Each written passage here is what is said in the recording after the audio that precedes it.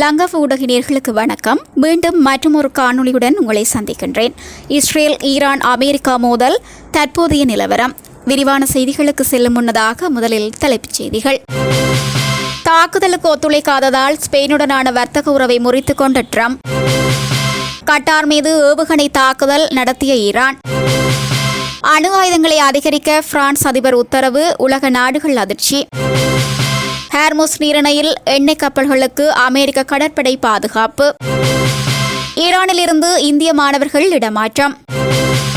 America இஸ்ரேலின் தாக்குதல்கள் தொடர்ந்தால் ஈரான் தலைமை ராணுவ தளபதி எச்சரிக்கை. முழு பலத்தையும் ஈரான் மீது நகர்த்த போகும் அமெரிக்கா. விரைவில் 3வது அலை தாக்குதல். இஸ்ரேலிய வான்பரப்பை படிப்படியாக திறக்க திட்டம். இச்செய்திக்கு பிரதான அனுசரணை ஹவுஸ் ஆஃப் ஸ்பைஸ் சுவிஸ், டிசிடி வணிக வளாகம் Ilangai, SKD Nathan Swiss, Amma's restaurant Swiss, Siva cargo Swiss, சீத்த ரெஸ்ட்ரோ சுவிஸ், செல்வா சுக் சுவிஸ், ஹரிலீஃப் சுவிஸ். தொடர்பென விரிவான செய்திகள்.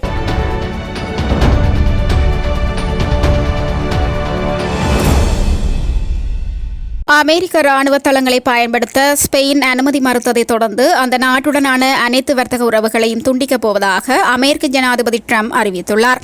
ஈரான் மீதான தாக்குதல்கள் தொடர்பான ராணுவ நடவடிக்கைகளுக்கு ஸ்பெயினில் உள்ள தளங்களை பயன்படுத்த அந்த நாடு அனுமதி வழங்கவில்லை. ஜெர்மன் ஜனாதிபதி ஃபிரெட்ரிக் மேர்ஸ் உடனான சந்திப்பின் போது செய்தியாளர்களிடம் பேசிய ட்ரம்ப் ஸ்பெயின் மிகவும் மோசமாக நடந்து கொண்டது என்று குற்றம் சுமத்தியுள்ளதுடன் இதேபோன்ற முடிவுகளை எடுத்த பிரித்தானியாவையும் அவர் கண்டித்துள்ளார்.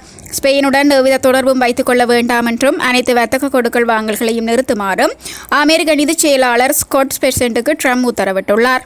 மத்திய கிழக்கில் நிலவும் தற்போதைய பதற்றமான சூழலில் கட்டார் மீது ஈரானால் ஏவுகணை தாக்குதல் ஒன்று நடத்தப்பட்டுள்ளது. ஈரானில் இருந்து ஏவப்பட்ட 2 கண்டம் விட்டு கண்டம் பாயும் ஏவுகணைகள் கட்டாரை இலக்கு வைத்ததாக அந்த நாட்டு பாதுகாப்பு அமைச்சகம் உறுதிப்படுத்தியுள்ளது. அமெரிக்க படைகள் நிலை கொண்டுள்ள அல் உதைத் வான்படை தளம் மீது ஒரு ஏவுகணை விழுந்துள்ளது.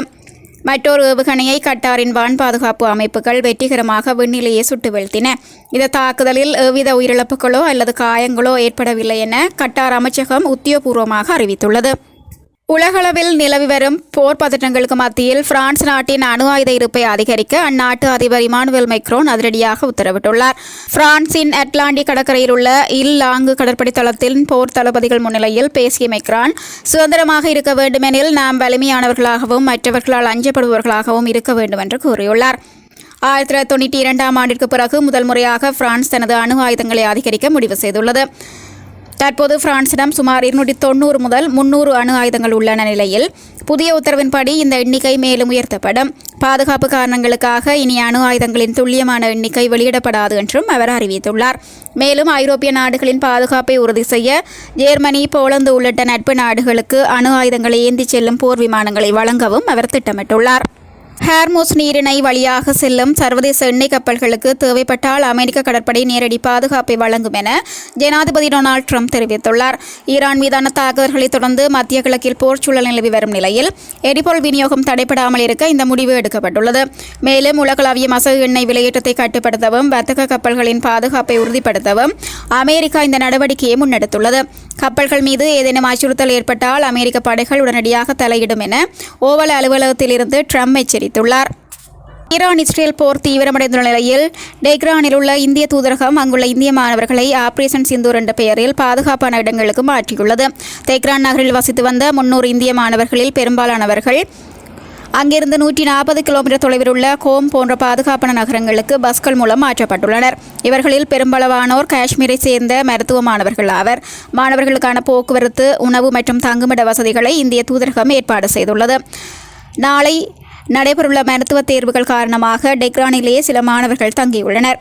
அவர்களுக்கு தேவையான பாதுகாப்பு அறிவுறுத்தல்கள் வழங்கப்பட்டுள்ளன. ஈரானில் உள்ள 9000 இந்தியர்களுக்கு இந்திய தூதரகம் அவசர எச்சரிக்கையையும் விடுத்துள்ளது. போரின் 4வது நாளான நேற்று அதிகாலையில் சவுதி அரேபியா தலைநகர் ரியாத் நகரில் உள்ள அமெரிக்க தூதரகம் மீது 2 ட்ரோன்கள் மூலம் ஈரான் தாக்குதல் நடத்தியது. அதில் தூதரகத்தின் சிறிய அளவிலான தீ விபத்து ஏற்பட்டது. லேசான சேதம் ஏற்பட்டதாக சவுதி அரேபிய ராணுவ அமைச்சகம் தெரிவித்தது. தூதரக சுற்றுச்சுவர் அருகே அமெரிக்கர்கள் யாரும் நடமாட வேண்டாம் என்று அமெரிக்க தூதரகம் கேட்டுக்கொண்டது.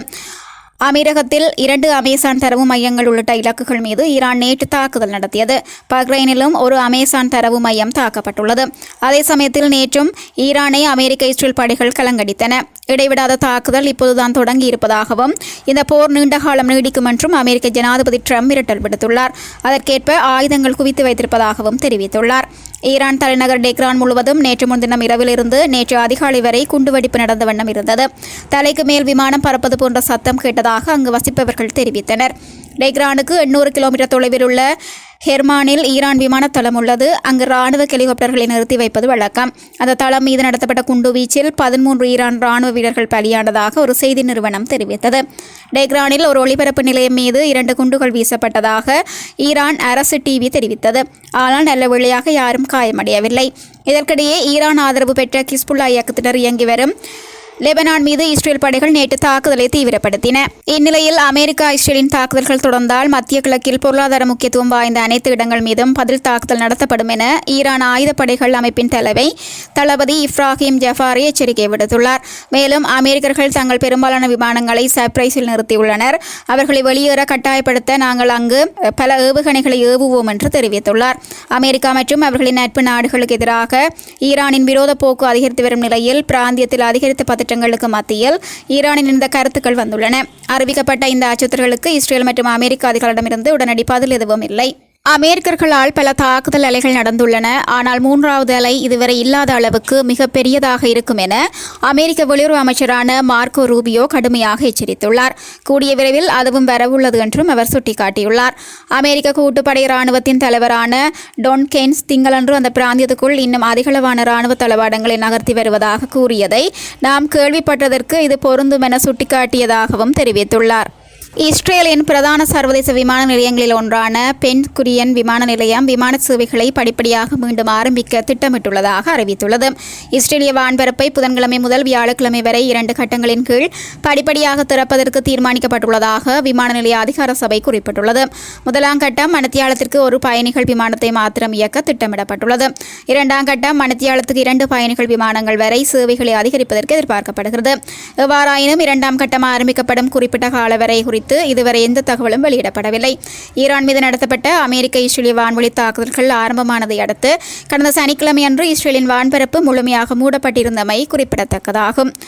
சுவிட்சர்லாந்துல வீடு வாங்க போறீங்க, இல்ல ஆல்ரெடி உங்களுக்கு அங்க வீடு இருக்குன்னா இந்த வீடியோ உங்களுக்காக தான். ஸோ ஸ்கிப் பண்ணாம ஃபுல்லா பாருங்க.